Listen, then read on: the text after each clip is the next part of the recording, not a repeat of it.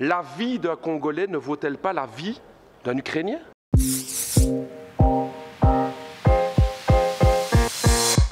Madame la ministre des Affaires étrangères du Royaume de Belgique, je vous interpelle sur la situation dramatique du peuple congolais. Je pose la question, pourquoi la Belgique n'intervient pas? Pourquoi la Belgique n'intervient pas pour aider la tragédie du peuple congolais à l'est du Congo?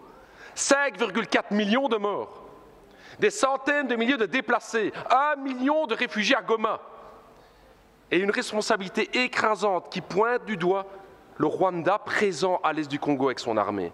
Et que fait la Belgique? Rien. Rien. Comment est-ce possible? Quand la Russie envahit l'Ukraine, à juste titre, c'est la condamnation. Ce sont les sanctions, ce sont les livraisons d'armes à l'Ukraine, mais quand il s'agit de la République démocratique du Congo, rien.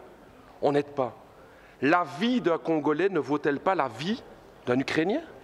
La vie d'une Congolaise ne vaut pas la vie d'une Ukrainienne? C'est la question que tous les peuples d'Afrique se posent.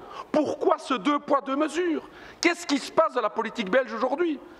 Alors je vais vous le dire, Madame la Ministre, non seulement la Belgique ne fait rien, non seulement les États-Unis ne font rien, mais je vais me dire plus. Hier encore, l'Union européenne a signé un accord avec le Rwanda. Un accord sur quoi? La gestion durable des matières premières, nous y sommes. Le coltan, le cobalt, le nickel, le diamant, le cuivre.